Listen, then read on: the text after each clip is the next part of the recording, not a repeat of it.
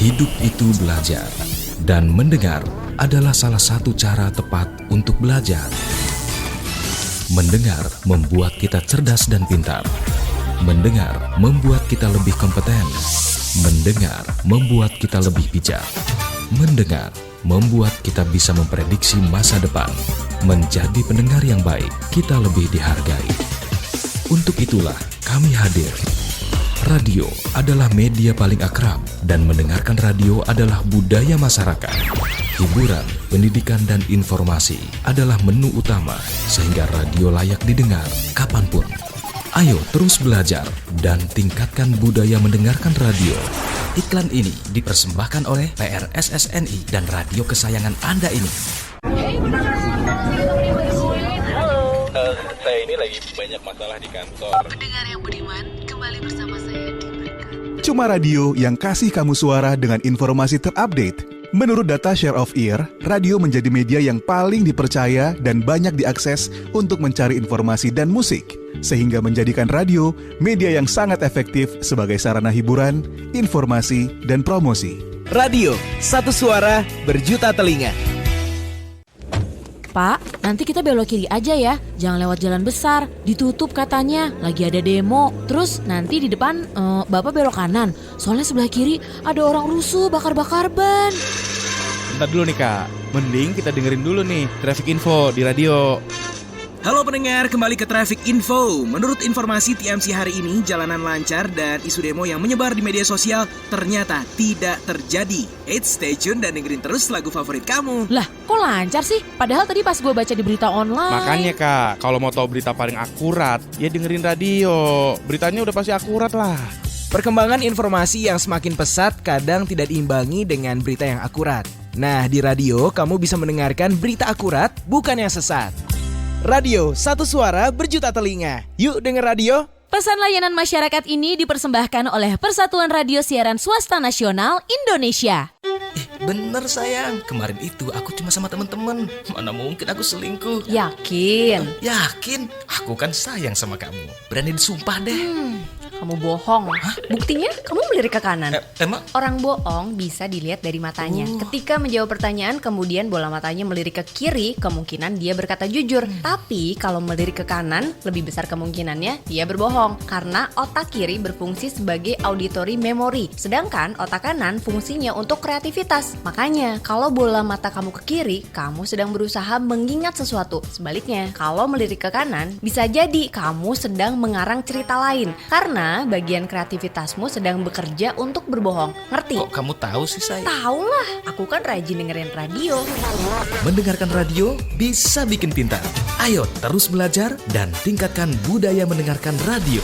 Iklan ini dipersembahkan oleh PRSSNI dan radio kesayangan Anda ini. Dit, nih orang-orang kok ngomongin suara apaan sih? Suara hati kali, Syah. Itu Svara, S-V-A-R-A, bukan suara. Nah, apaan lagi tuh suara? Nih ya, gue liatin deh ke lo sekalian. Di sini, lo bisa dengerin radio favorit lo. Bisa live chat sama penyiarnya juga. Terus sama pendengar yang lainnya juga. Seru tuh. Terus. Terus, lo juga bisa dengerin podcast-podcast yang seru. Juga bisa dengerin musik-musik favorit lo. Wah, pantesan orang-orang pada ngomongin suara. Download juga ah. Download Svara sekarang juga di Play Store atau App Store. Kamu bisa dengerin radio, podcast, dan musik gratis. Svara, sebuah aplikasi karya anak bangsa, hadir untuk menyongsong transformasi industri media di Indonesia.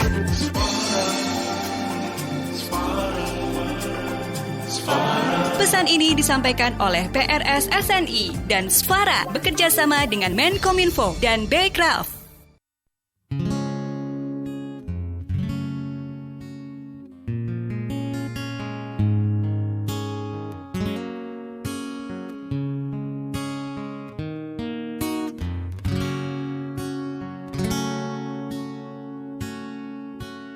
Denting piano kala jemari menari, nada merambat pelan di kesunyian malam saat datang rintik hujan bersama sebuah bayang yang pernah terluka lupakan.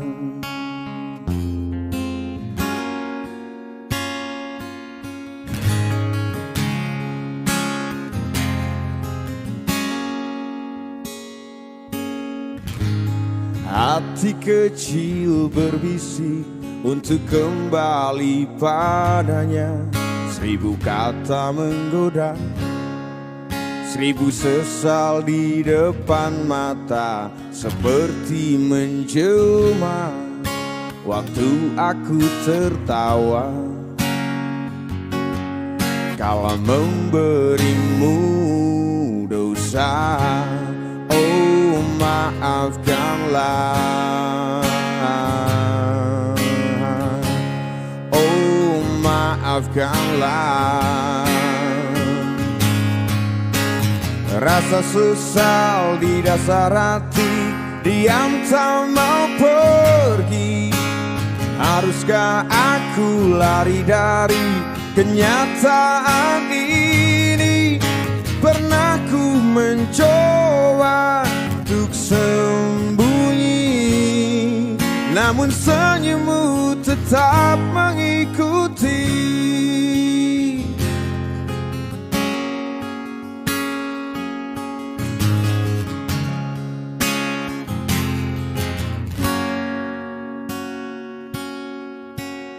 Hati kecil berbisik untuk kembali padanya. 1000 kata menggoda, 1000 sesal di depan mata, seperti menjelma waktu aku tertawa. Kala memberimu dosa, oh maafkanlah, oh maafkanlah. Oh, rasa sesal di dasar hati, diam tak mau pergi. Haruskah aku lari dari kenyataan ini? Pernah ku mencoba untuk sembunyi, namun senyummu tetap mengikuti. Oh maafkanlah, oh maafkanlah. Rasa sesal di dasar hati, diam tak mau pergi. Haruskah aku lari dari kenyataan ini?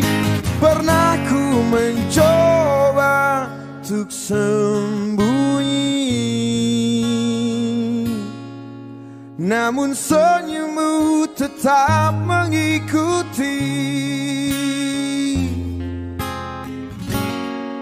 Tetap mengikuti,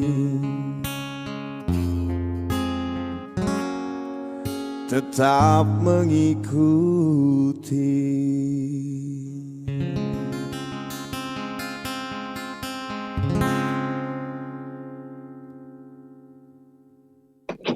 Ya, para pendengar, itu sebuah lagu dari kalau nggak salah Ebit GAD ya, tetap mengerti ya.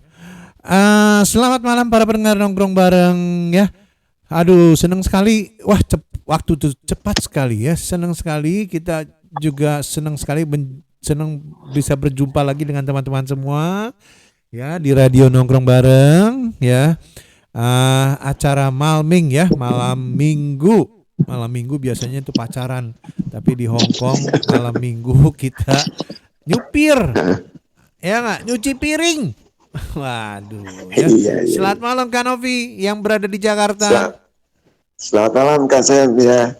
Malam Minggu biasanya nggak juga pacaran, itu zaman dulu. Sekarang biasanya malam Jumat Kak Sam. Malam Jumat, malam Senin ya. Baik. Ada di tepi mana malam ini? Saya barusan dari tepi sungai Banten. Kalijodo. Jadi udah tutup sekarang jadi mall. Bagus. Oh, bagus ya. Gitu ya. Oh, aduh. Ya.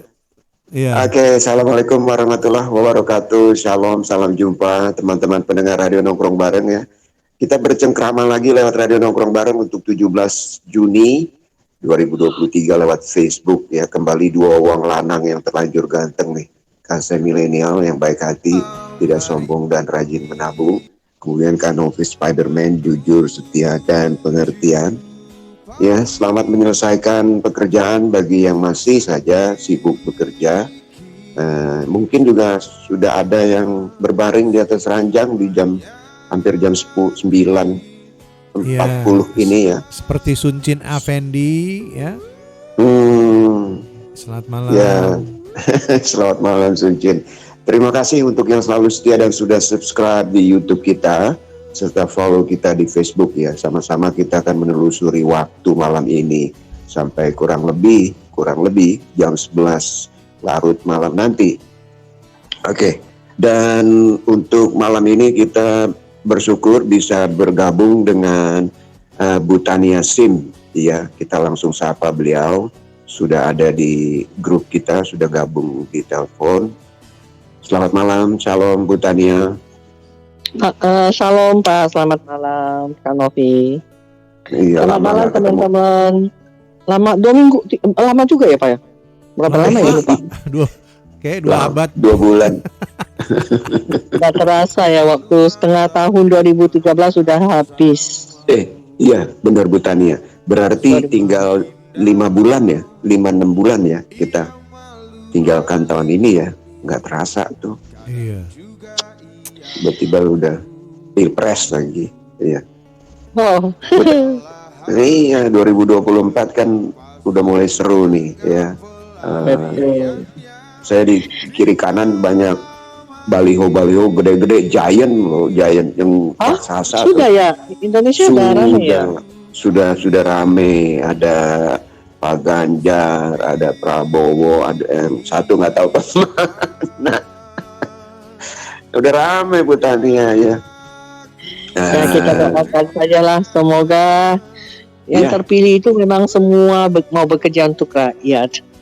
Betul, seperti apa yang sudah kita pilih 2 periode ini ya, memang nyatanya terlihat gitu kerja nyatanya. Ya, pendengar Radio Nongkrong Bareng, kita sudah dengar suara Bu Tania. Kalau kita dengar Bu Tania sih berarti kita membahas hal yang vital dan fatal untuk teman-teman kalau sampai teman-teman kurang teliti, ceroboh, berbuat yang tidak senonoh, atau sebaliknya ada majikan yang melakukan hal yang tidak senonoh atau kurang pantas di hati teman-teman. Tapi itu semua tertuang dalam hitam di bawah putih atau putih di bawahnya hitam. Artinya secara tertulis di hukum kontrak kerja ya antara majikan dan kepentingan teman-teman ini kan. Pendengar Radio Nongkrong Bareng di Hongkong bekerja untuk mencari nafkah. Kita harus benar-benar teliti begitu ya Bu Tania ya. Betul, kita juga cari nafkah kok. Kak Novi. Sama. Kalau saya semua cari sesap nasi. Dan segenggam ya, segenggam berlian. Genggam kegedean kan Novi sesuap. Ya sebenarnya hidup itu kan seputar sejengkal ya kan, yang perut itu yang mahal, habisnya di situ. Ya Bu Tania mengatakan kita semua sama ya mencari nafkah juga. Sekian lama kita nggak ngobrol Bu Tania. Kira-kira apa yang sedang disibuki saat ini? Sebelum streaming kita banyak bicara sih sebenarnya, tapi mungkin dimulai dengan bukan keluhan ya, apa curhat dari Kak Sem tadi tentang PMI yang diputus kontrak kerja, atau tentang kontrak kerja yang menyangkut hal-hal yang berbeda, mungkin sedang ditangani oleh Bu Tania Sim dan rekan-rekannya. Silakan Bu. Ya, terima kasih sebelumnya. Saya sangat senang ya karena dilibatkan dalam program ini ya. Karena bagi saya segala sesuatu yang bisa kita pakai untuk saling berbagi sesuatu yang berguna untuk teman-teman itu adalah sesuatu yang sangat bagus. Ya. Iya, maka itu makasih ya Kak Novi selalu menyambangi ya, kita diundang Pak Sam. Aduh, dengan senang hati. Ya. Jadi sebenarnya kali ini mungkin saya cuma mau berbagi gini Pak Sam sama Kak Novi. Karena ternyata ketika kita membantu teman-teman dengan kasus mereka, kita mendapati masih ada beberapa teman-teman yang mendapatkan informasi yang salah. Jadi tentang peraturan, tentang hak mereka. Jadi ketika mereka mengalami kasus itu, mereka tidak berani melakukan tindakan karena mereka takut mereka ternyata salah atau mereka kemudian harus mengganti rugi kepada majikan gitu loh. Jadi informasinya. Jadi contohnya kalau menurut hukum ketenaga kerjaan Hong Kong pasal 10 itu kan sebenarnya mengatakan ketika seorang pekerja merasa bahaya secara fisik karena kekerasan, tindakan kekerasan itu kan bisa secara verbal ya atau juga fisik dan juga penyakit yang menurut pekerja itu boleh pergi dari pekerjaan dia tanpa mengganti majikan 1 bulan gaji, ganti pemberitahuan atau kasih 1 bulan notis. Nah, kalau biasanya kalau teman-teman telepon kita, biasanya kita melihat gini. Kalau kan gini, kita kan nanti kalau misalnya bicara tentang hukum, berarti kan bicara tentang bukti, benar nggak Kak Novi? Iya. Karena kalau kita mau bicara tentang hukum, nanti kalau nggak ada bukti, sebenarnya bukan berarti kita nggak bisa menuntut hak kita, tapi yang kita khawatirkan kasusnya akan jadi lama dan teman-teman kasusnya kurang kuat gitu. Maka itu ketika untuk hal-hal yang seperti ini, kami menyarankan teman-teman itu untuk kalau bisa mendapat bukti. Tapi kalau misalnya untuk yang seperti yang saya sebutkan tadi, merasa bahaya secara fisik atau pemukulan atau kekerasan seksual, ya nggak usah misalnya nunggu sampai dapat bukti yang bagaimana. Maksudnya kalau misalnya rekaman atau itu udah cukup. Soalnya gini, untuk beberapa kasus yang kita tanganin sekarang yang sempat ke pengadilan, itu bisa menjadi bahan pembelajaran buat teman-teman, semoga ya dengan sharing kita kali ini gitu loh. Iya. Contohnya gini, ada 2 kasus nih Kak Sam, Kak Novi. Ini adalah sama kasus pelecehan seksual. Yang satu itu dia mempunyai buktinya karena kebetulan majikan kirimkan video orang dewasa ke HP-nya dia. Video porno. Video porno ke HP-nya. Tanya, kalau dibilang video orang dewasa, nggak anak-anak pada nggak tahu. Oh, Hame? Oke. Harus dibilang video porno. Oke. Ya. Jadi oke. Terima kasih.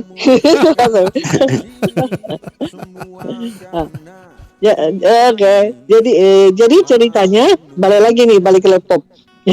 Jadi ceritanya teman kita ini berhasil mendapatkan lalu karena ada bukti di HP-nya, ya ketika melapor pada polisi kemudian bisa dilaporkan dan majikannya karena pelecehan seksual itu ada pidana dan perdata. Kalau pelecehan seksual pelecehan seksual itu ke dalam perdata. Tapi kalau misalnya ada mengandung indecent assault, ya pelecehan seksual yang mengandung kekerasan, misalnya telah menyentuh badan organ pribadi, ya dengan intention seksual, jadi itu bisa dianggap sebagai indecent assault, yaitu masuk ke hukum pidana. Jadi untuk kasus yang tadi saya coba sebut, yang tadi saya sharingkan itu, jadi majikannya ini juga kurang ajar mencoba untuk melakukan pelecehan seksual secara fisik kepada mbaknya. Jadi polisi kemudian menuntut majikan ini ke pidana untuk pelecehan secara fisiknya. Tapi sangat tidak beruntungnya majikannya berhasil lolos. Ya, majikannya dinyatakan tidak cukup bukti lah ya, tidak ini.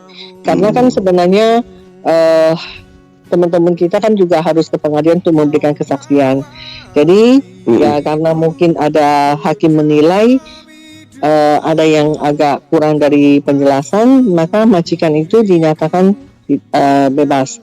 Tetapi kemudian teman kita, nah ini ada pelecehan seksual karena pemutusan kontrak seperti yang tadi sebutkan, teman kita itu mempunyai hak untuk keluar dari pekerjaan tanpa mengganti majikan 1 bulan gaji. Jadi waktu kita menuntut di labor departemen, kita menuntut hak-haknya termasuk 1 bulan gaji ganti pemberitahuan, walaupun kasus kriminalnya itu dia dinyatakan majikan nyatakan dibebaskan, tapi kita tetap menuntut. Jadi kita bukan saja tidak mengganti majikan 1 bulan gaji, tapi kita juga menuntut 1 bulan gaji dari majikan sebagai ganti rugi.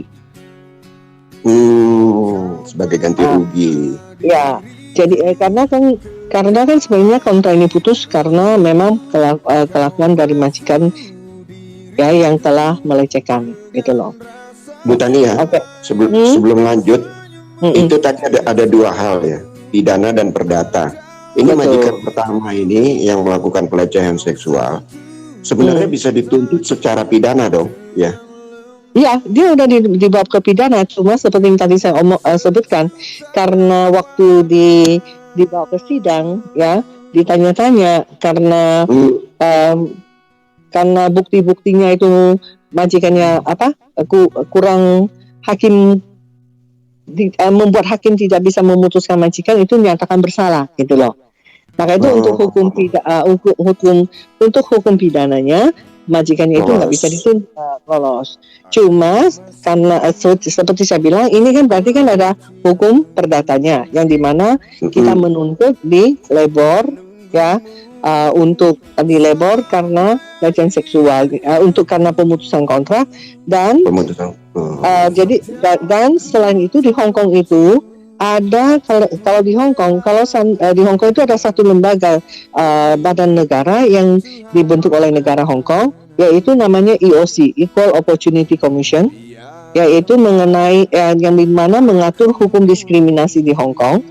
Ya, jadi teman kita itu selain punya kasus kriminal yang dimana majikan lolos, tapi kita dan juga kasus labor menuntut hak-haknya seperti gaji, tiket, uang cuti tahunan dan 1 bulan gaji. Jadi kita juga membantu teman kita ini untuk melaporkan tentang pelecehan seksual menurut hukum diskriminasi ke lembaga EOC ini.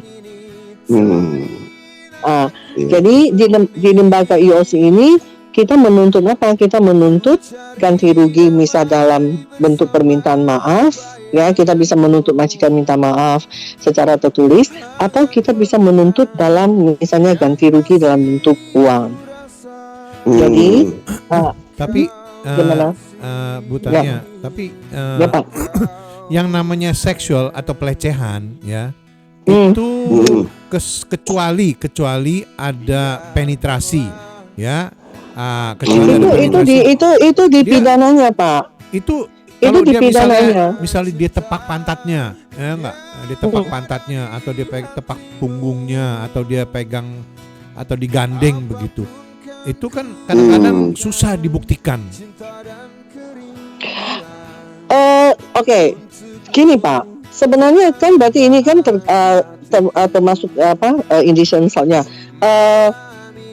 Sebenarnya nggak bisa bilang bahwa harus ada penetrasi, Pak. Karena kan sekarang ini adalah suatu tindakan pelecehan yang tidak dimaui oleh pihak lain, gitu loh, Pak. Jadi kita nggak bisa bilang bahwa harus ada sampai tindakan itu, gitu loh. Iya. Kan susah. Kalau itu udah pemerkosaan, Kak Sen. Kalau udah sampai penetrasi. Nah, kadang-kadang ya kalau pemerkosaan kan kadang-kadang dipaksa istilahnya, ya nggak pemerkosaan. Nah, itu kan Iya, dipaksa. tapi Itu kalau lain seandainya lagi. dengan Kalau memegang dikasih enggak, Pak. izin lain lagi, Pak. consensual sex Itu- namanya. Itu yang nggak termasuk. Jadi suatu perlakuan suatu tindakan yang berkonotasi seks yang membuat yang tidak disetujui pihak lain, yang membuat orang itu merasa terhina, merasa orang ini misalnya dilecehkan, ya merasa. Jadi itu berarti itu kan udah termasuk pelecehan seksual, Pak. Gitu loh. Tanpa konsen. Bu Tania, isinya pelecehan seksual itu termasuk kalau kita mengirimkan gambar porno ke HP seseorang itu nggak enak gitu hatinya, atau ini kan masalah yang tidak dimauin gini, suatu tindakan yang ada mengandung seksual yang orang lain itu membuat orang lain itu merasa terhina, merasa terintimidasi, merasa dipermalukan. Ya kalau dianya sendiri juga suka ya enggak, Pak. Tapi jadi harus ada mengandung unsur-unsur itu gitu. Maka itu seperti teman-teman kita yang tadi saya sebutkan. Kalau seandainya majikan dia kemudian mengirimkan foto-foto video porno ya, atau mengadakan ajakan-ajakan yang melakukan tindakan seksual ya, dan itu sudah termasuk pelecehan seksual, Pak, yang seperti yang tadi saya sebutkan. Pelecehan seksual itu bisa misalnya dalam melanggar hukum pidata dan perdata. Jadi kalau misalnya yang untuk pidananya berarti akan dibawa ke pengadilan kriminal. Kalau untuk yang perdatanya dia itu bisa bawa ke IOC gitu loh. Equal Opportunity Commission. Equal Opportunity Commission-nya itu. EOC ini juga berurusan gitu dengan hal-hal seperti ini, Bu Tania. Memang memang ini adalah lembaga yang yang negara, yang satu lembaga institusi yang dibentuk oleh negara yang mengurus tentang hukum diskriminasi di Hong Kong. Wah, kalau saya jadi presiden di Indonesia saya bentuk ini. Amin. Iya, karena sering sekali kejadian tidak equal ya, hak-hak manusia di beberapa tempat ya, enggak pada umumnya, hanya beberapa tempat aja. Lanjut Bu Tania, dengan majikan pertama ini yang akhirnya bebas ya. Tapi pemutusan hak itu betul, untuk pidananya dia berhasil bebas, tapi untuk perdatanya yang kita lapor ke IOC sekarang masih dalam pengurusan, dan untuk mengurus hak dia, maka yang saya mau poinkan kepada teman-teman di sini itu bahwa kalau seandainya terjadi peristiwa seperti ini, itu teman-teman itu secara menurut pasal 10 dari hukum ketenaga kerjaan Hong Kong sebenarnya boleh langsung keluar dari pekerjaan tanpa mengganti majikan, 1 bulan gaji atau kasih 1 bulan pemberitahuan gitu loh. Nah, ini contoh kasus yang pertama ya, Pak. Ya, kita ada contoh, memang sekarang agak banyak kasus pelecehan seksual yang kita tanganin. Ada satu lagi juga kasus pelecehan seksual ya, dan di mana memang kita kasus polisinya lagi ditanganin ya, tetapi karena kita juga kita belum membawakan ke perdata untuk IOC karena kan biasanya IOC itu mau menunggu hasil kasus polisinya. Tapi kita ketika membantu teman kita menuntut hak menurut ketenaga kerjaan dan kontraknya, karena teman ya kita tetap menuntut 1 bulan gaji dari majikan. Tetapi karena teman kita ini mau kasusnya, dia maunya cepat selesai, mau cepat pulang, jadi ya kasus ini dia berhak dapat semuanya kecuali 1 bulan gaji ganti pemberitahuan, karena memang dia mau cepat selesai kasus gitu loh. Jadi penanganan suatu kasus itu memang sangat tergantung dari keputusan teman-teman juga gitu loh. Ya. Karena itu ini dilema ya Kak Novi ya. Karena betul, kalau ada kasus dia kan harus tinggal di Hong Kong. Nah kalau dia tinggal di Hong Kong kan itu kan meskipun ya nggak dibantu oleh Christian Action ya, tapi tetap mereka kan harus hidup, makan. Betul. Ya nggak. Jadi itu uang dari mana ya nggak? Kalau mereka misalnya kerja part time, ya takut ditangkap, ya nggak? Iya betul. Makanya dia pikir, ya udahlah, kalau uangnya tidak seberapa, ya udahlah katanya, ya nggak? Ini aja dah gitu, ya nggak? Iya sih Pak, memang begitu yang sering terjadi. Ya maka itu kenapa kalau kita nanganin, kita lihat teman-teman kita juga ngerti ya. Ya maka itu ketika kita memberikan saran, kita tuh selalu nanya teman-teman tuh maunya apa, rencananya gimana. Karena ya bagaimanapun seperti tadi dibilang, teman-teman kesini kan untuk mencari penghasilan buat dirinya dan keluarga ya. Kalau misalnya harus menghadapi kasus yang sampai berbulan-bulan, itu memang agak susah buat mereka. Memang bisa tinggal di tempat kita, makan gratis, dan ya kita bisa bantu untuk extend visa, tapi bagaimana dengan keluarga gitu loh. Dan lagi kan teman-teman juga merasa gak enak hati ya kadang-kadang bahwa mereka harus menjadi beban kami atau gimana gitu loh. Iya. Ya, selamat malam untuk Ria Tandayu, Mbak Esti Rahayu. Ya, semoga sehat semua dengan keluarga yang di Indonesia. Mbak Ria Tandayu ada di Indonesia, sementara Mbak Esti ada di Hong Kong lagi ngobrol, chatting. Bagaimana dengan yang lain ya? Ini menarik sekali apa yang dikatakan Bu Tania. Kasus majikan pertama, ada 2 kasus yang nonjol di sini yang sedang ditangani oleh Christian Center. Yang pertama adalah tadi masih kita dengar ya sharingnya Bu Tania tentang pelecehan seksual ya. Dan pelecehan seksual ini agak lebar memang, tapi dipersempit dengan pasal-pasal yang ada atau yang harus sebaiknya diketahui gitu kan. Tadi seperti Kasen mengatakan kalau sampai terjadi penetrasi, ternyata itu tidak sampai segitu pun menjadi satu persoalan. Lalu kemudian kalaupun dibantu sama Christian Action, mereka pun harus survive kan, harus tetap hidup gitu kan. Itu sampai di situ ya. Ini korban ini datang ke Christian Action atau bagaimana Bu Tania awalnya? Iya, ada yang memang sorry Pak, ada yang di refer oleh social worker, ada yang di refer. Kadang-kadang ada yang di refer oleh teman sesama PMI. Iya. Banyak kasus pelecehan seksual atau dari tahun ke tahun ada 1, ada 2, ada 1, ada 2 seperti itu ya Bu Tania ya? Sebenarnya gini, setiap tahun selalu ada. Cuma seperti waktu minggu lalu kami ada mengadakan talk di konsulat. Sebenarnya teman-teman itu dan ketika kita berbincang dengan teman-teman yang lain sesama PMI, ada pelanggaran-pelanggaran seperti itu terjadi dengan teman-teman PMI. Tetapi seperti tadi dibilang, kadang-kadang itu ada ketidaktahuan, ada tidak mengerti harus gimana menindaklanjuti keadaan seperti ini.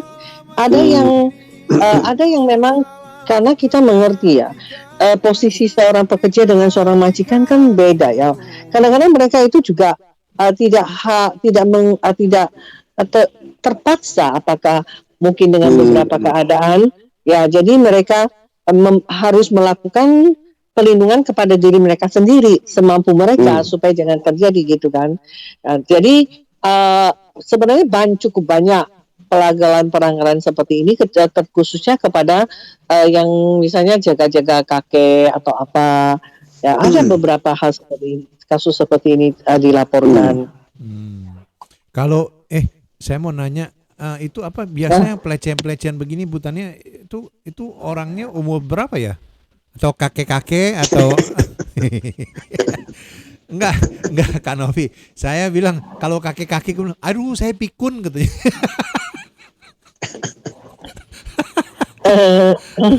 Tapi kan ada yang begitu. Tapi kan kita bisa melihat, maka itu kenapa kita selalu bilang sama teman-teman, kalau kadang-kadang kan mereka coba ngetes kan, ini berdua nih laki-laki nih lebih ngerti.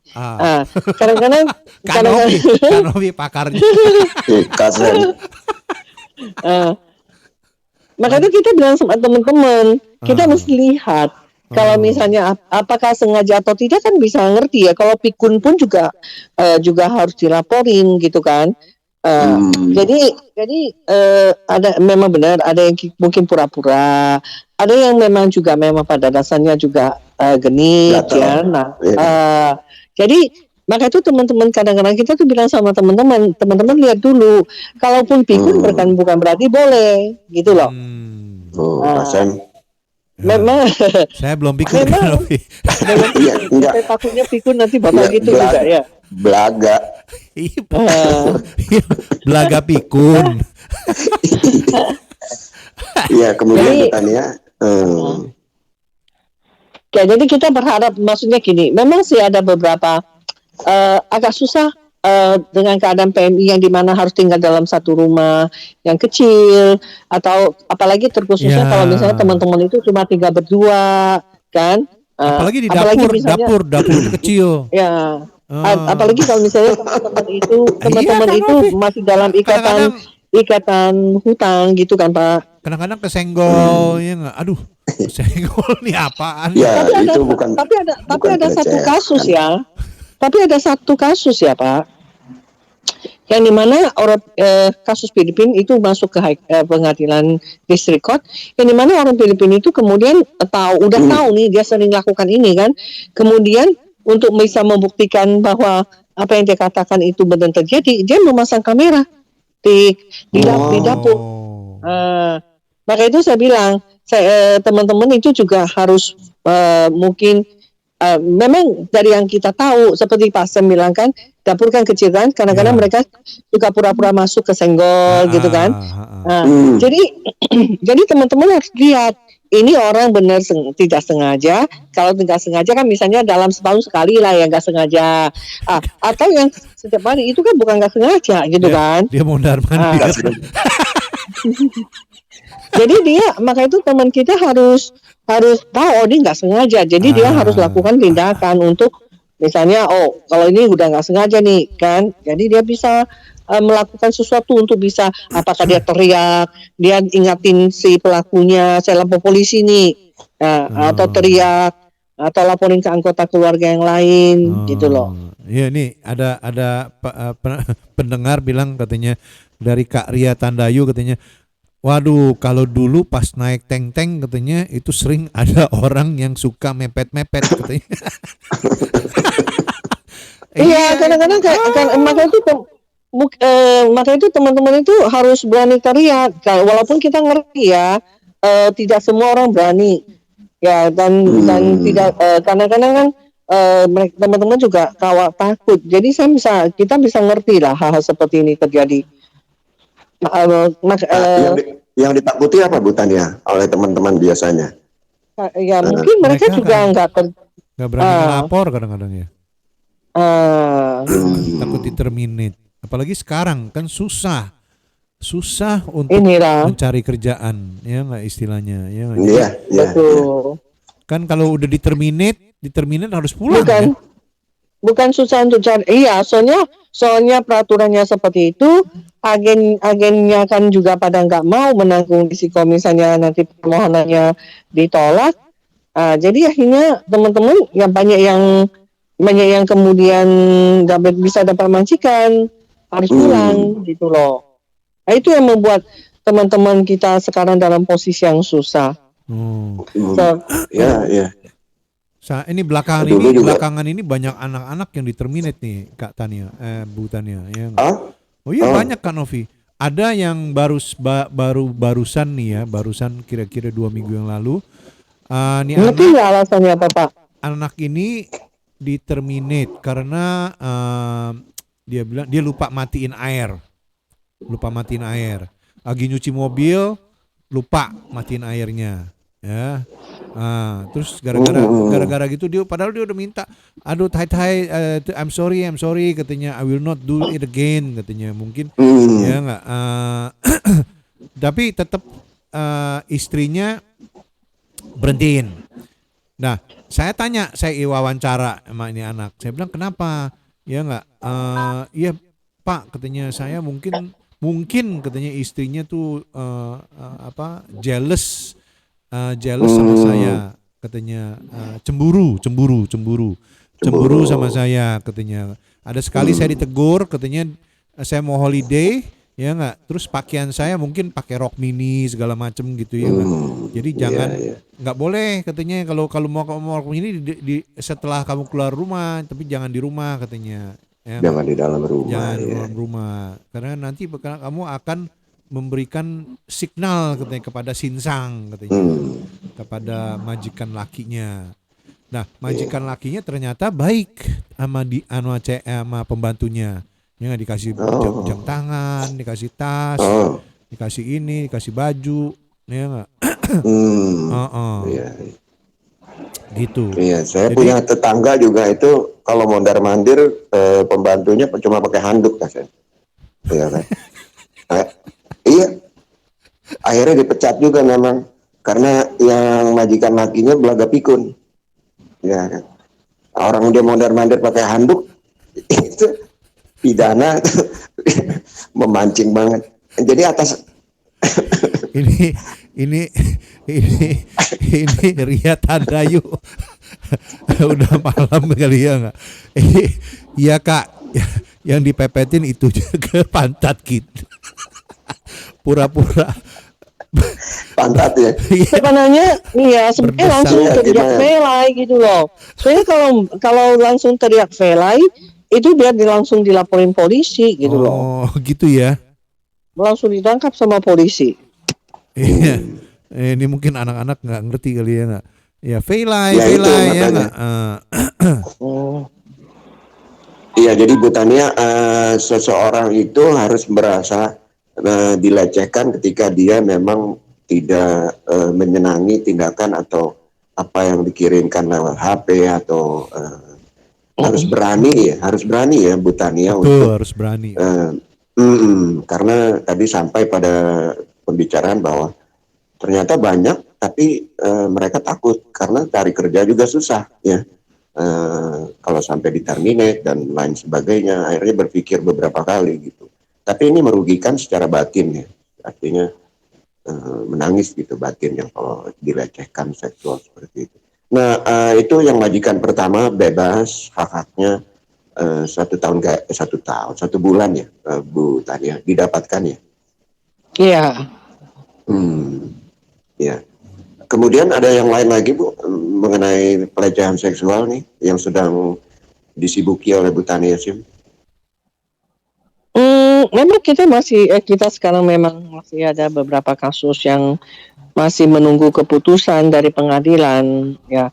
Jadi ada misalnya majikan yang masuk ke kamar pekerja ya.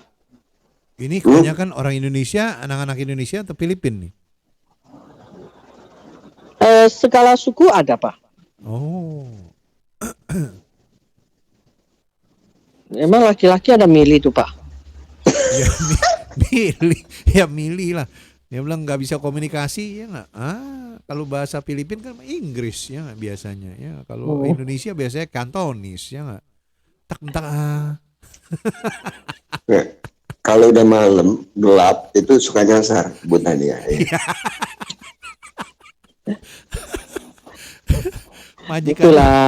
Majikannya nyasar. Itulah salah kamar. Masuk dia nggak ketok kali, dia ngintip nggak? Nah ngintip juga seksual. Terserah dia kan, dia mau ketok. Nggak diketok enggak, masuk aja nyelonong. Oh nyelonong. Iya. Iya kalau ya jarang sih ada yang misalnya dengan sopan santun ngetok dulu seperti kata Bapak. Ada yang bilang begini, dia bilang ketok, Assalamualaikum, boleh saya masuk?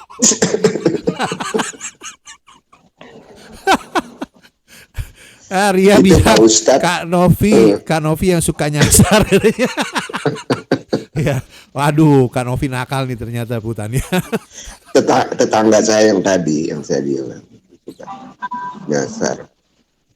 Iya.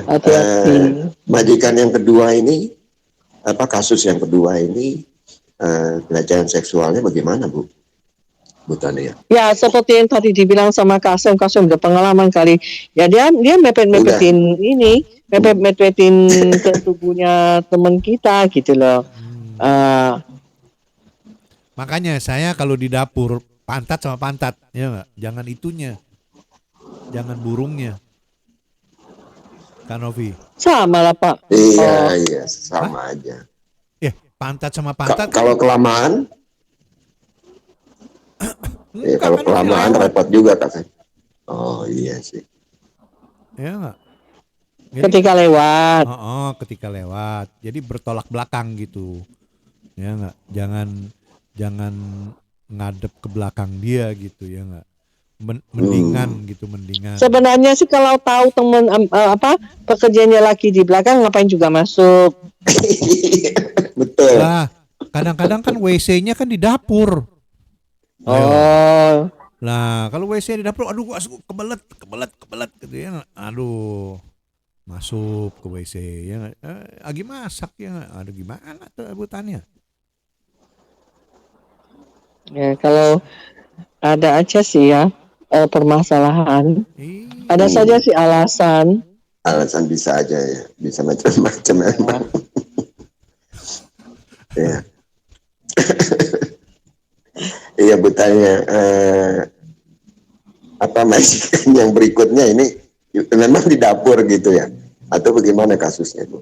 Iya kadang kebanyakan seperti itu ya ketika di dapur gitu loh. Iya kebanyakan di dapur kan Novi. Karena masak ya. Hah? Masih ada yang masak jam segini nggak ya? Jam 10:17 mungkin sudah mulai nyuci piring atau sudah beres-beres ya. Mbak Ria juga bilang katanya komentar nggak boleh juga pantat sama pantat, lama-lama juga panas katanya. Ya menghindar dulu sebaiknya Kak katanya. Oh iya terima kasih Mbak Ria pantat. Iya Mbak Ria terima kasih. Ternyata Mbak Ria pengalaman nih dulu ya nggak. Oke. Ibu Tania, yuk. Ya kembali ke poin tentang yang pertama tadi. Harusnya pulang atau bagaimana Bu untuk melanjutkan nasibnya bekerja di Hong Kong? Enggak kalau di undang-undang di peraturan imigrasinya, kalau seandainya tidak finish memang harus pulang kok ini ya.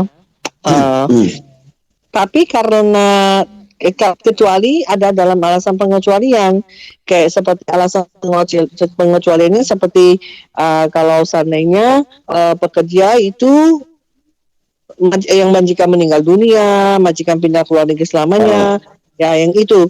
Tetapi kalau misalnya ada kasus seperti ini karena yang memang dia kontraknya putus karena adanya peristiwa pemukulan atau pelecehan seksual seperti ini, jadi sebenarnya dia itu boleh meminta untuk ganti majikan di Hong Kong gitu loh.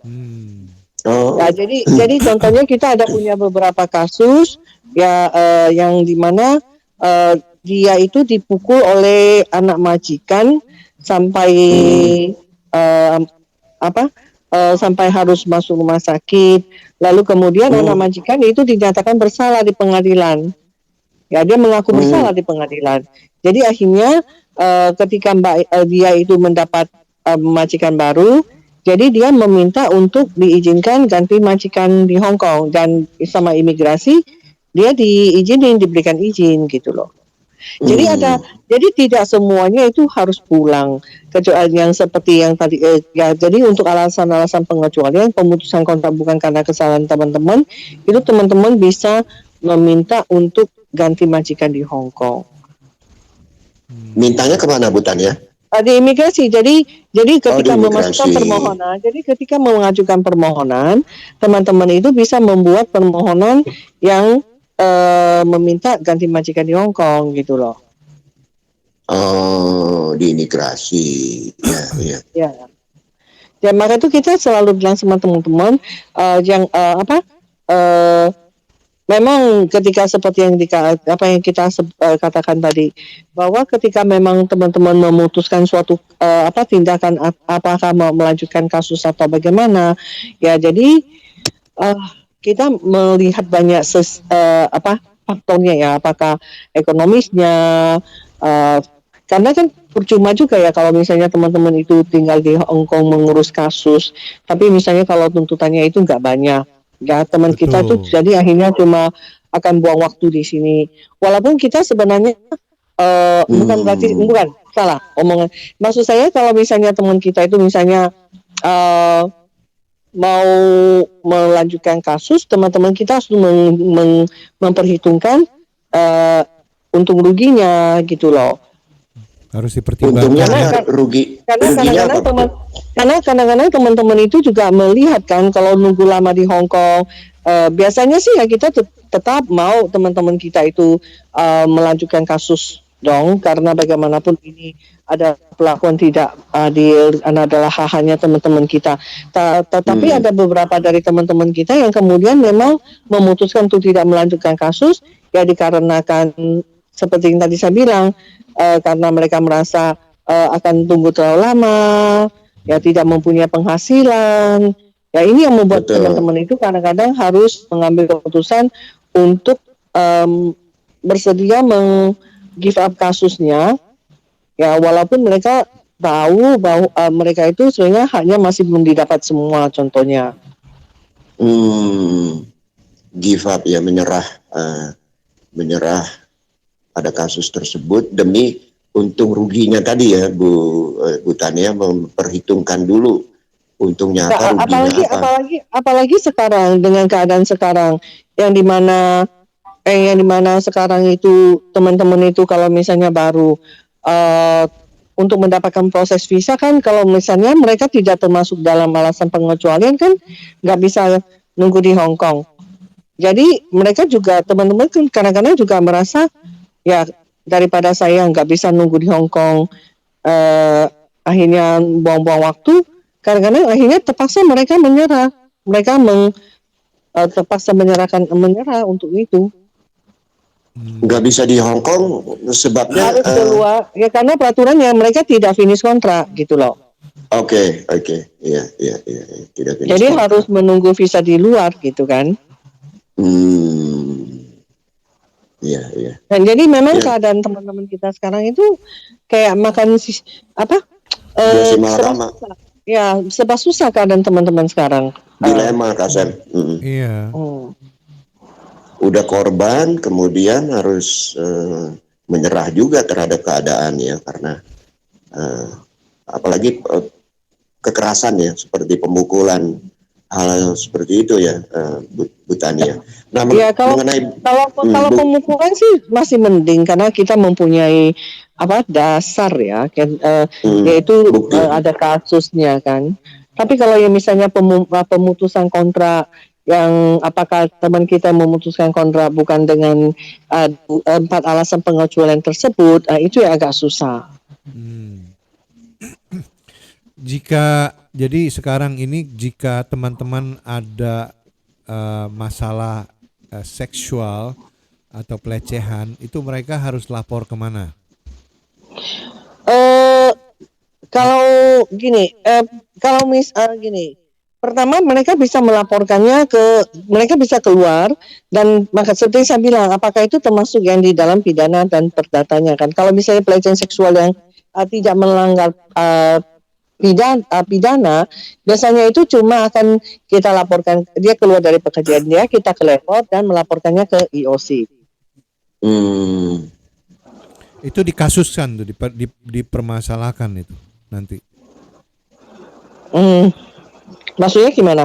Nanti jadi misalnya kalau dia lapor, nanti kan didata tuh, ya nggak? Betul. Udah didata kan, nanti kan pakai diinvestigasi, diinterview, segala macam. Sebenarnya untuk membuat laporan itu mudah, sangat mudah. Karena cuma perlu mengisi form, lalu kemudian biasanya kita bantu teman-teman kita ngisi form melapor, lalu kemudian mereka cuma meminta untuk misalnya ada data yang kurang, informasi yang kurang, kemudian mereka akan meminta data untuk itu, ya, dan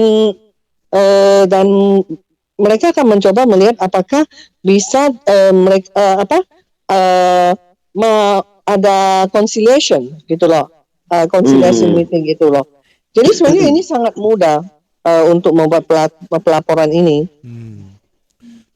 Conciliation maksudnya apa, Bu? Jadi teman-teman, jadi kedua belah pihak diundang untuk datang untuk mencoba melihat apakah bisa menyelesaikan kasus ini gitu loh. Mau nggak mencoba untuk mendamaikan kasus ini? Kalau seandainya nggak damai, ya baru apakah akan ditindaklanjutin ke pengadilan negeri atau gimana? Jadi langkah pertama datang ke Bu Tania dulu untuk pendampingan ke EOC tadi ya, Equal Opportunity. Sebenarnya bisa juga dilakukan sendiri, ya. Kalau misalnya teman-teman, karena seperti saya bilang memang mudah untuk ininya, untuk prosesnya. Iya.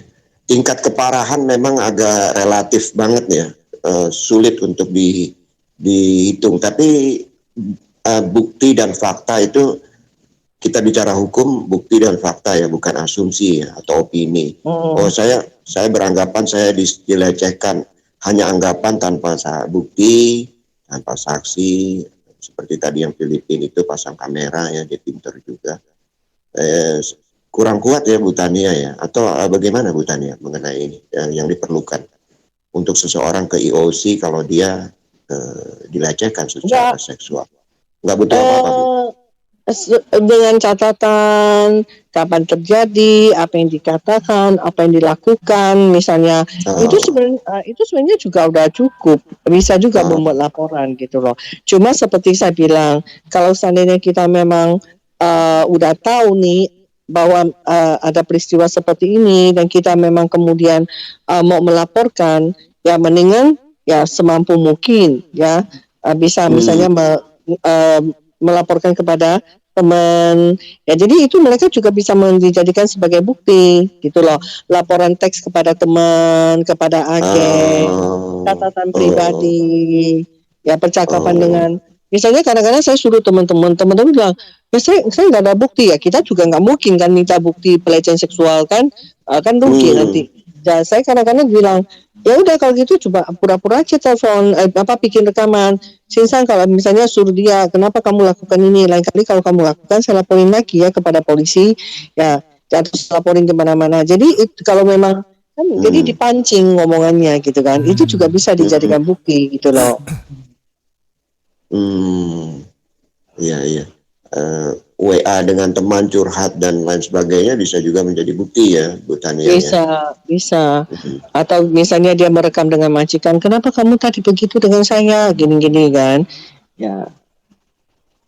Kalau mungkin kita bisa kelihatan kalau misalnya seseorang dituduh untuk melakukan yang tidak dia lakukan, pasti dia mengelak. Pasti dia bilang, kalau seandainya dia tidak memberikan penolakan, kan berarti kejadian ini benar bisa terjadi gitu.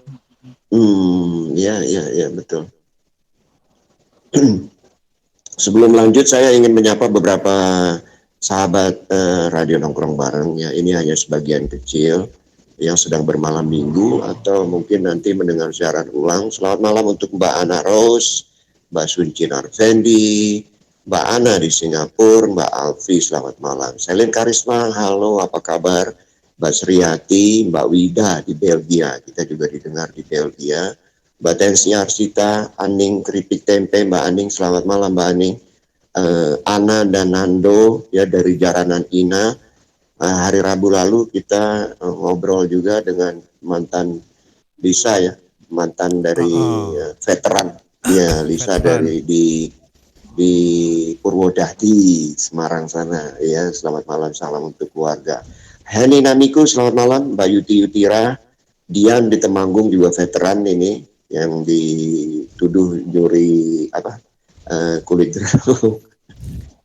Selamat malam Lisa Saikum, Mia Fanling, Mbak Jarmiasi, Ria Tandayu, selamat malam. Mia Ini di Indonesia semua. Mia Taipo ya, Mia Taipo, Esti Rahayu, Fresia Yani, Mbak Soplo Wele-Wele, Septi Syahrini, Mbak Regita Wirawan, Ari Art, Salbila, selamat malam. Mbak Asti Ananta, Nancy Caem, Mbak Lina, Neni Suryani, ya, Monica, Eli Sukiem, apa kabar? Tina, Suharning Tias, selamat malam. Mbak Ana juga sudah selamat malam. Puji Rahmawati biasa di Facebook ya. Kenapa biasa di YouTube, kenapa nggak di Facebook ya? Mbak Mary Wong dan keluarga, Laili Putri dan Mbak Ayu Rahayu dari Peduli Sehat yang minggu lalu itu membeberkan bagaimana caranya sadari. Nah, ini sadari, ketika Anda melakukan sadari sedang meraba diri sendiri, majikan masuk, nggak mau keluar-keluar, nah ini anggap sebuah pelecehan seksual. Kalau majikan cowok ya, laki-laki datang gitu, belaga buta gitu, nggak kelihatan. Padahal dia sedang meraba payudara untuk mencari penyakit kanker, ya, kanker gitu kan. Jadi kita sedang bicara dengan Bu Tania Sin dari Christian Action di jam 10:30, masih ada waktu untuk bicara, bincang-bincang mengenai peraturan. Karena terdengar, oh ya, untuk yang saya sapa tadi, semoga makin cantik ya, tetap semangat ya. Tidak bobok dulu, mungkin udah mulai berat mata. Ya, kita tadi masih sampai pada poin bahwa ya seseorang bisa aja melakukan telepon lagi kalau dicurigai sedang melakukan atau pernah dilecehkan secara seksual, tapi nggak punya bukti. Ini agak susah memang, karena tapi mengisi form itu ternyata menurut Bu Tania sih, kapan, tanggalnya, bentuknya seperti apa. Bu Tania, masih bersama ya Bu Tania ya? Iya. Ya. Ya, Bu Tania, ada lagi yang kasus-kasus lain. Christian Action ini hari Senin sampai hari Sabtu atau bagaimana Bu, jam kerjanya Bu Tania? Wah, kerja Rodi. Hari Senin sampai Jumat saja Pak. Karena Minggu kita kerja juga. Minggu. Jadi kita hari sampai hari Senin sampai hari Jumat dari jam 9 sampai jam 6. Walaupun sebenarnya kadang-kadang kami jarang pulang jam 6 ya. Dan kalau Minggu itu biasanya kita setengah hari, karena teman-teman kan biasanya tuh kerja libur. Ya, jadi kita maka itu kenapa kita buka. Jadi kalau Minggu kita khususkan untuk teman-teman yang masih kerja tapi misalnya butuh bantuan. Karena kalau hari biasa nggak bisa datang ke kantor kami gitu loh. Kalau hari kerja nggak sempat ya, hari Minggu gitu ya. Betul. Dan kadang kami juga Minggu ada kegiatan-kegiatan. Kita ada seminar, ada talk, ada pelayanan pemeriksaan kesehatan gratis di lapangan, gitu. Ya itu kita kerjasama dengan organisasi lain kalau yang itu. Oh, luas juga ya cakupan aktivitas dari Christian Center ini ya Bu Tania ya, sampai mengenai sosialisasi kesehatan juga ya Bu Tania ya. Iya Pak, karena kan kita gini. Ketika kita mengurus membantu teman-teman, kan kita mengerti kebutuhan teman-teman. Kayak seperti teman-teman kan kalau misalnya sakit, itu biasanya disadarinya agak lama, maka itu penyakitnya menjadi berat. Nah, kenapa teman-teman itu tidak berani dari awal berobat? Karena ada teman-teman yang memang khawatir kalau misalnya mereka berobat, takutnya kalau majikan tahu, majikan putuskan kontrak dia. Jadi hal ini juga membuat mereka kadang-kadang itu tidak berani untuk misalnya ke dokter lebih awal. Ada kalanya itu juga karena ada informasi yang dimana seolah-olah mereka mengatakan mereka nggak ngerti kalau misalnya ada asuransi yang mengcover atau apa gitu kan. Jadi ini juga menjadi dilema buat teman-teman yang masih belum mengerti hukum gitu loh. Yang lain adalah kalau misalnya teman-teman itu karena kendala bahasa. Jadi mereka itu ada yang karena ya ada yang karena merasa bahasanya kurang bisa. Jadi ketika berkunjung ke dokter itu pun kalau bisa mendapat pelayanan dengan dokter yang bisa bahasa, yang bisa komunikasinya lancar, mereka akan lebih bisa mengutarakan ya Pak. Maka itu kenapa kita ada satu dokter pro bono yang memang juga orang Indonesia yang memang mempunyai hati untuk teman-teman TNI. Jadi kita sering kerjasamanya dengan beliau. Ya, walaupun juga ada misalnya dokter yang dari Malaysia, karena kan dia juga bisa berbicara bahasa Malay lah ya, walaupun bukan Indonesia gitu loh. Iya. Jadi ada juga dokter Indonesia yang praktek yang didampingi oleh Bu Tania. Itu mereka kan teman-teman para dokter itu kan yang waktu-waktu zaman Hua Chiao yang pulang ke Indonesia dulu Pak. Pulang ke Indonesia, pulang ke Cina dulu. Ke Cina, ya. Wakil itu. Iya. Kembali ke fokus kita mengenai poin mengenai pelecehan seksual yang sedang disibukkan. Ini korban trauma atau bagaimana, Bu Tania, secara psikis atau tidak sampai situ? Jadi kita melihat biasanya seperti tadi Bapak bilang, Kak Nov bilang. Jadi kita itu di shelter kita itu ada intern dari mahasiswa yang psikologi dari universitas yang ada di Hong Kong. Jadi ketika tinggal di shelter kita itu mereka mendapatkan counseling dari counselor gitu loh. Ya, jadi kita juga punya kayak pro bono counselor yang kita bisa telepon, kita buat perjanjian kalau misalnya kita merasa teman kita ini memang kayaknya trauma dan kita tanya kan pasti kan apakah mereka memang butuh atau tidak. Jadi kita kita akan refer kepada mereka. Tapi di shelter kita pada dasarnya ada mahasiswa yang station di sana untuk intern yang dari Universitas Hong Kong untuk counseling. Iya, karena korban itu kadang-kadang teriak sendiri kan saya malam-malam kalau mereka sampai trauma mendalam ya itu jadi pikiran, jadi nightmare atau mimpi buruk dan takut sama laki-laki atau jadi benci banget sama laki-laki seperti itu. Ya, kita sih pasti kita jadi ini merupakan salah satu pelayanan yang lengkap dengan karena kita melihat kebutuhan kan bagaimanapun trauma pasti ada gitu ya.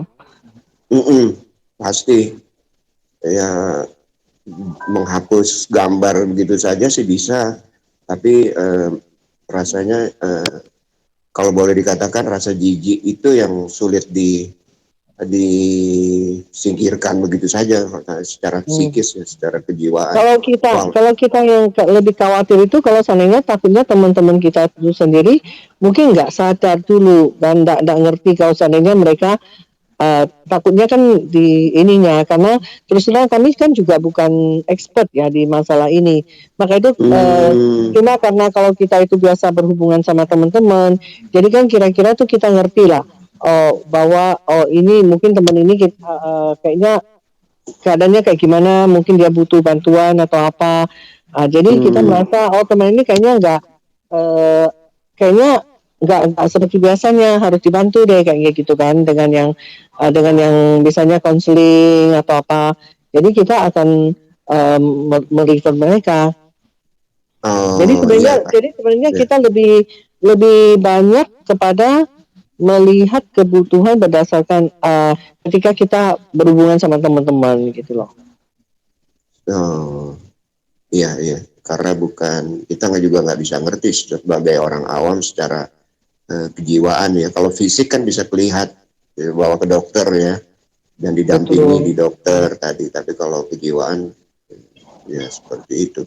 Informasi seperti apa yang harusnya menurut Bu Tania bisa disampaikan kepada teman-teman yang seandainya nih ya pendengar radio nongkrong bareng yang menyimak kita lewat Facebook, saya berharap sih nggak ada ya, kita berharap nggak ada ya sih sampai terkena pelecehan seksual atau mengalami hal tersebut.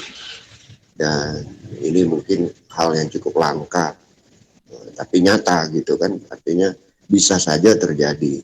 Tapi yang takut nih, takut dipecat karena tadi ada informasi bahwa banyak sekarang yang diterminate, kemudian mencari juga majikan juga sulit, dan dampak-dampak yang melebar meluas seperti itu. Nah mereka sebaiknya melakukan apa Bu yang resikonya kecil ya, dalam pengertian nanti akan besar juga sih, tapi kalau mereka mengalami hal seperti itu Bu Tani, seperti yang teman kita yang kasus pertama tadi kan datang ya ke Christian Center ya. Saya pikir sih teman-teman kita harus cepat lah dalam misalnya nggak ngerti atau apa, harus cepat melapor atau meminta bantuan atau saran supaya ngerti yang sebaiknya dilakukannya apa, yang tindakan yang dilakukan sebaiknya apa. Yang kedua, saya selalu bilang gini, bahwa semua permasalahan itu ada jalan keluarnya. Jadi jadi teman-teman itu mungkin ya kita mengerti ya, maksud saya ya kita sih bilang kita mengerti, tapi seberapa banyak kita ngerti tentang keadaan mereka juga, karena bagaimanapun semua orang mempunyai permasalahan masing-masing, kebutuhan yang berbeda-beda juga kan? berbeda betul iya.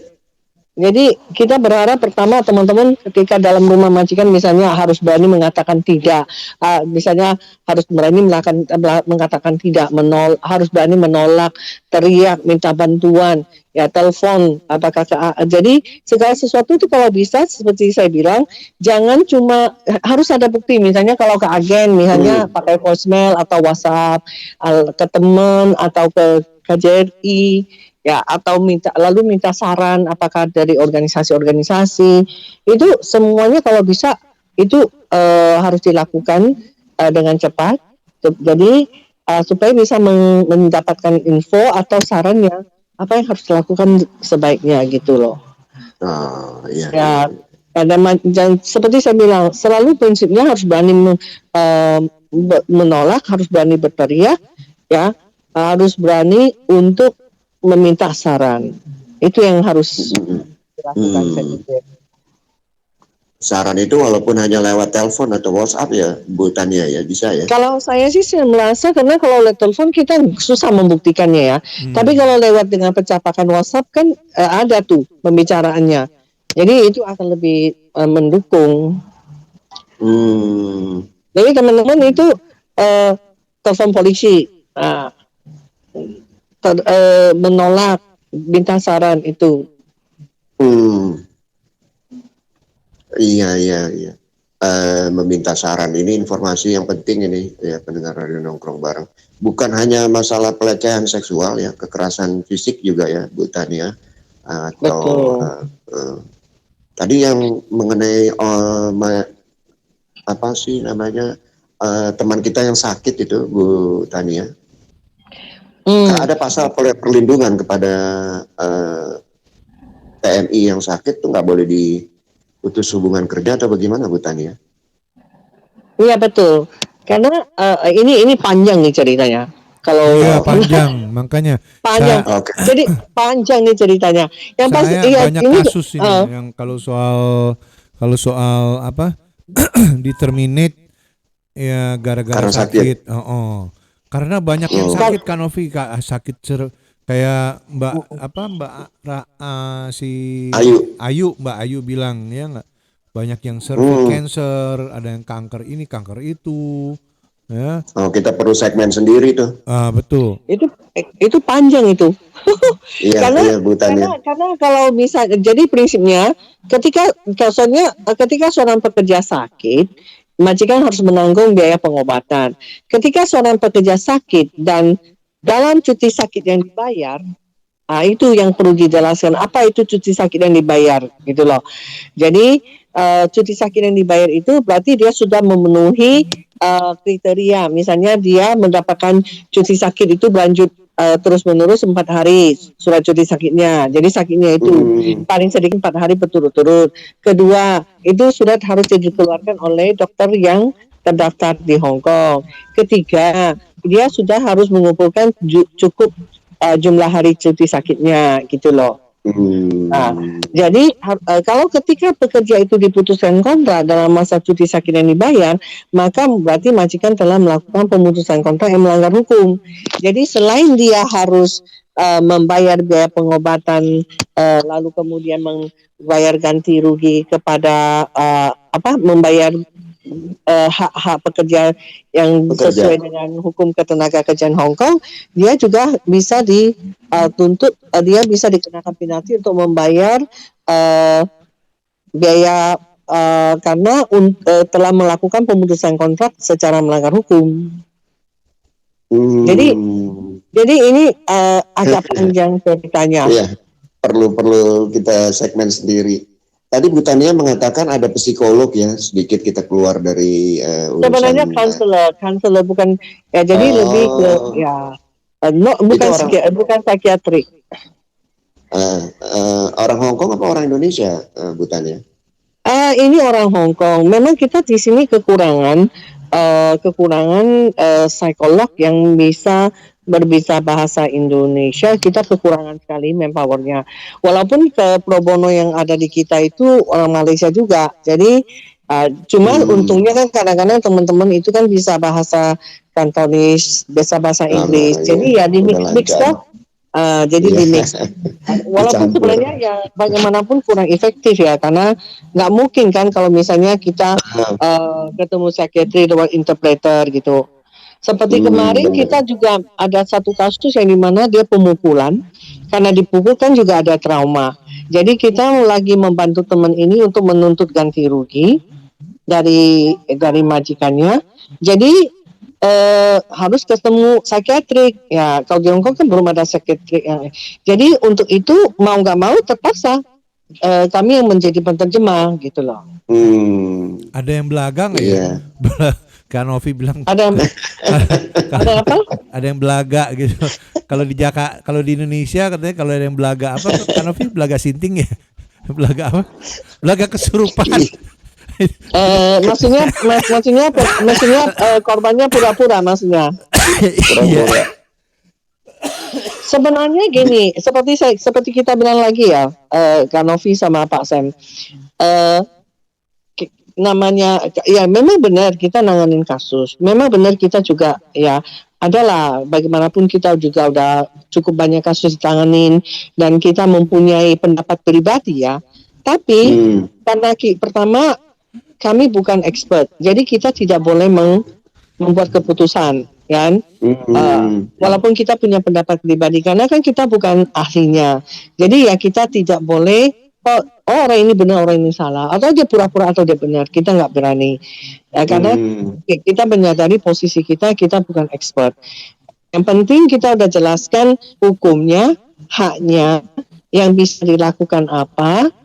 Ya, yang terbaik ini pilihannya di Anda.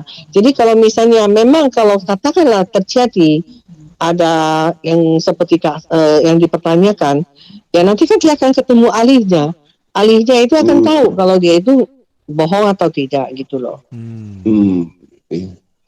Kalau kita sih kita nggak berani karena kita bukan expert.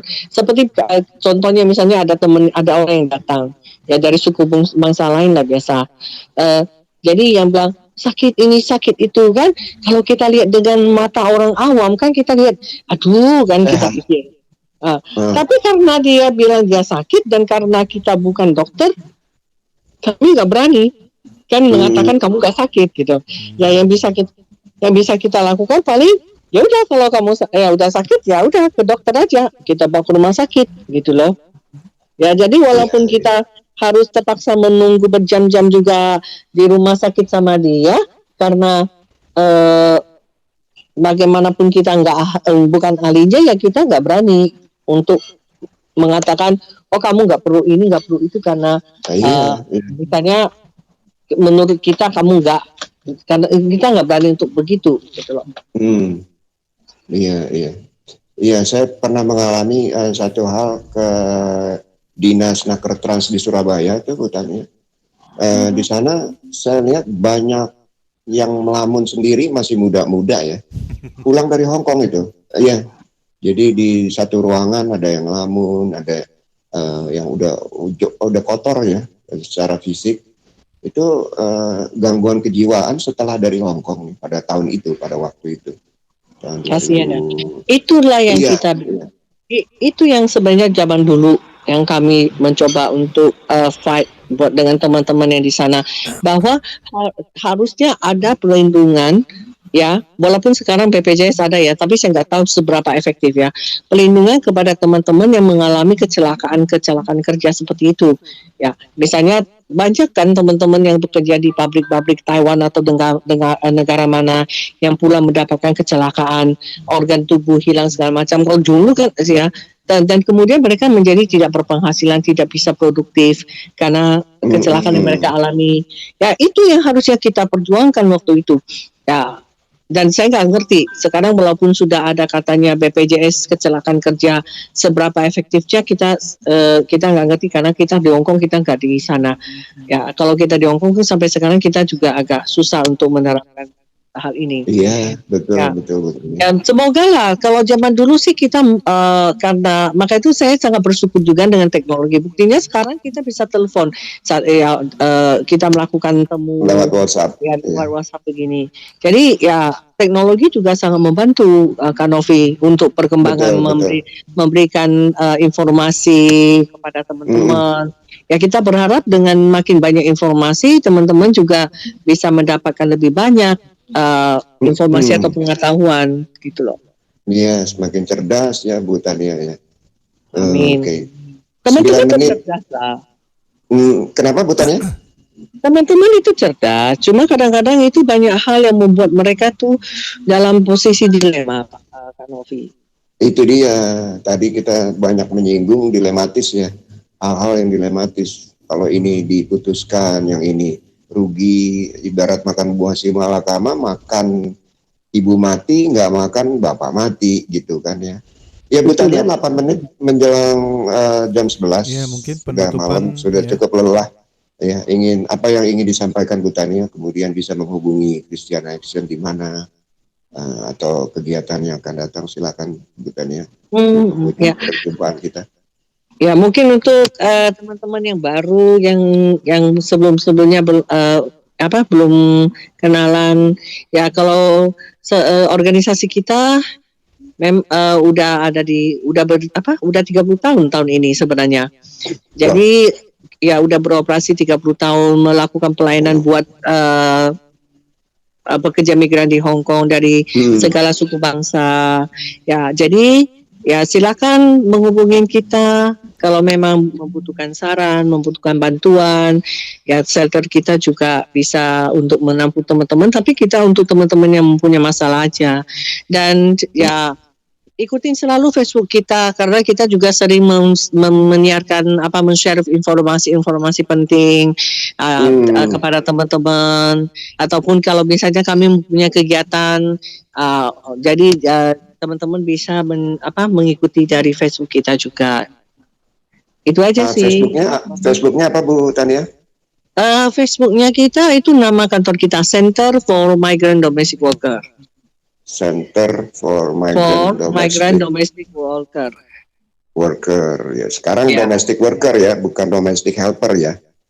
Enggak, udah cukup lama kita itu dirubah. Mungkin udah sejak tahun 2014-15. Jadi kita tidak menggunakan nama helper lagi, tapi worker.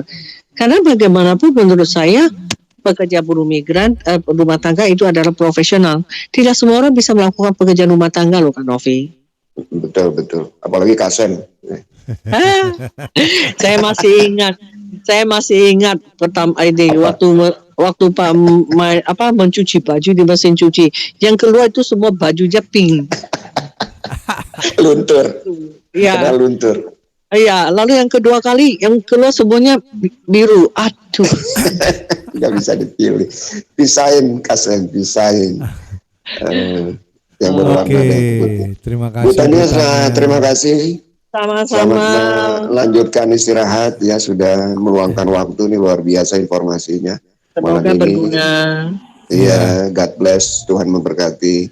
Selamat istirahat. Dan apa ini juga ada teman-teman ya nggak menanyakan, saya ada pertanyaan untuk Bu Tania, masih seputar PMI tapi bukan masalah visa, akan tetapi tentang tanggung jawab majikan itu kalau PMI-nya sakit. Nah, mungkin itu edisi bulan depan kali ya. Ya, mengenai yang sakit. Yang sakit bagaimana, sakit apa, segala macam, sampai di mana ya. Oke. Terima kasih Bu Tania sekali lagi, selamat malam, selamat sampai bulan depan ketemu. Beraktivitas besok. Bye-bye. Terima kasih. Makasih Pak Sam, makasih Kak Novi. Selamat malam teman-teman, malam semua, bye. Bye. Ya, iya, 5 menit menjelang jam 11, seru ya pembicaraan tadi karena menyangkut pelecehan seksual. Ya, jangan gesek-gesek. Kadang-kadang memang ya enggak juga, kadang-kadang enggak gesek, enggak sengaja karena sempit. Yang disalahin ruangan kan. Iya betul. Diintip dia masuk kamar enggak nih? Harus tanya pakarnya. Jadi Mbak Ria Tandayu ya katanya. Betul. Selamat psikolog itu. Psikolog. Katanya neneknya Hongkong ya. Iya berpengalaman banget katanya, neneknya Hongkong katanya 21 tahun. Ya nggak, di Hongkong katanya. Ya. Aduh, mbahnya dengan 6 majikan katanya. Waduh. Wow. Ari Wahyu Ningsi ya, terima kasih atas kehadirannya pada malam hari ini di Facebook ya. Mohon nama baru tuh. Oh ya, mohon di sharing ya. Mohon di-sharing ke teman-temannya supaya lebih bermanfaat ya, informasinya segala macam. Betul. Ya Kak Novi, dan jangan lupa ya di-like dan di-like, di-share dan di-follow ya. Oke, sampai di sini aja. Baik. Kak Novi lanjut. Ya. Oke, Indonesia bukan sekedar nama, ada kenangan cinta dan luka di sana. Ada tempat bertualang dan tempat pulang. Ada saya dan kamu yang mencoba memperbaiki dengan cara kita yang sederhana dan tidak kenal lelah. Wassalamualaikum warahmatullahi wabarakatuh. Arigato. Bye-bye. Ya, bye-bye teman-teman semua. Dan jangan lupa payungnya ya. Beberapa hari ini hujan deras terus ya. Kayak formalin katanya Kak Esti bilang ya, nggak mau berhenti ya. Oke, sampai di sini saja dan selamat istirahat ya, dan selamat malam. Bye. Denganmu aku sempurna, denganmu ku ingin habiskan sisa umurku. Tuhan, jadikanlah dia jodohku, hanya dia yang membuat aku terpukau.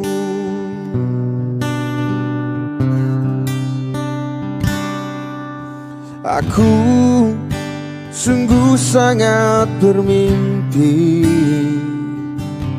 untuk mendampingi hatimu. Ku masih terus bermimpi, sangat besar harapanku untuk hidup berdua denganmu. Aku sempurna denganmu, ku ingin habiskan sisa umurku. Tuhan, jadikanlah dia jodohku, hanya dia yang membuat aku terpukau.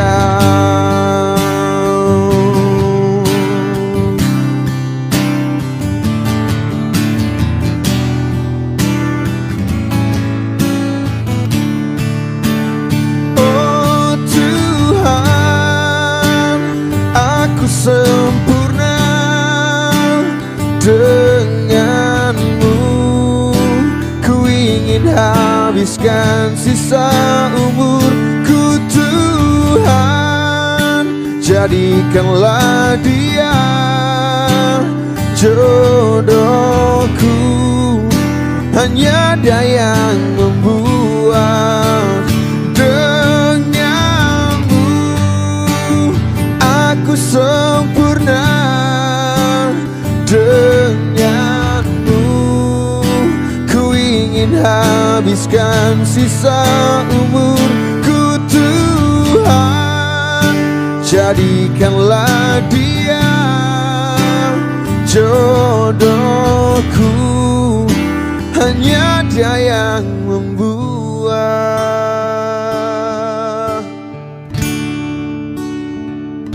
aku terpukau.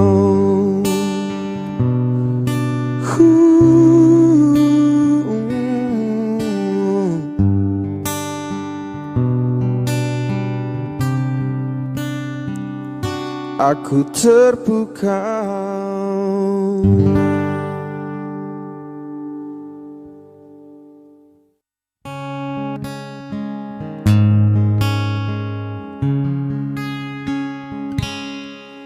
Aku termenung di bawah mentari, di antara megahnya alam ini,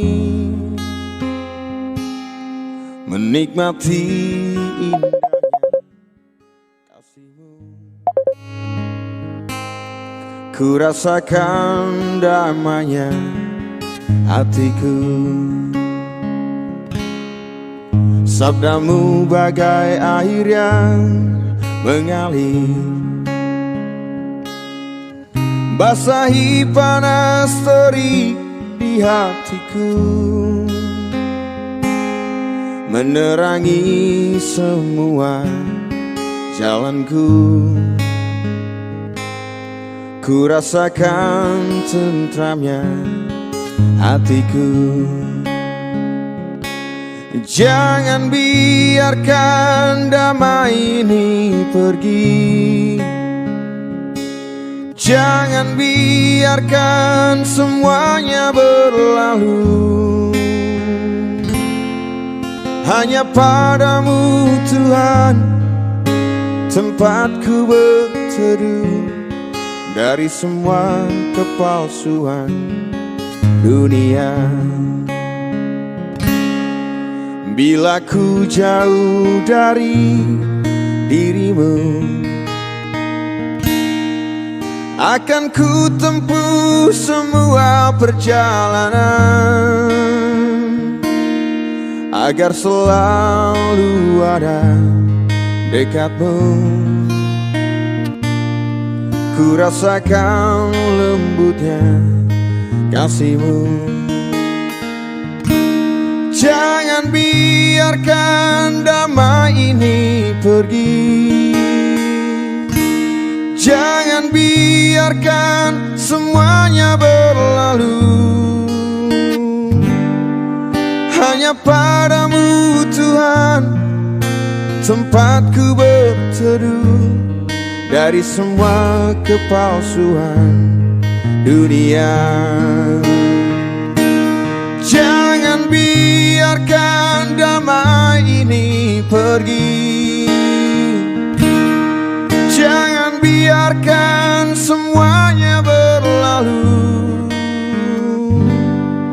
Hanya padamu Tuhan tempatku berteduh, dari semua kepalsuan dunia,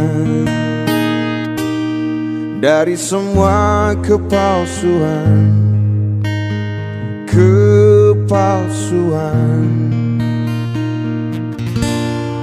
dunia.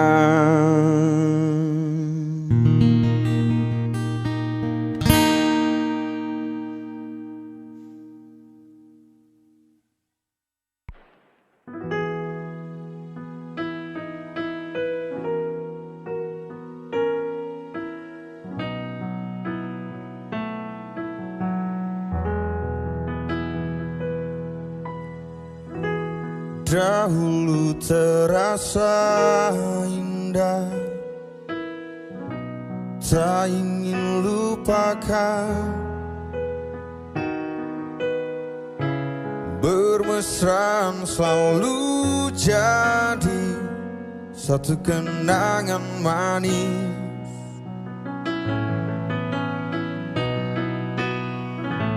Tiada yang salah, hanya aku manusia bodoh yang biarkan semua ini permainkanku berulang-ulang kali, mencoba bertahan sekuat hati. Layaknya karang yang dihempasang ombak, jalani hidup dalam buai belaka. Serahkan cinta tulus di dalam takdir. Tak hayal tingkah lakumu buatku putus asa. Kadang akal sehat ini tak cukup membendungnya.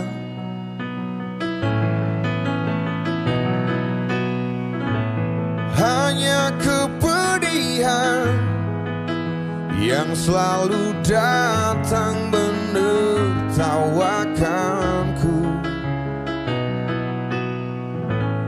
Kau belahan jiwa, tega menahan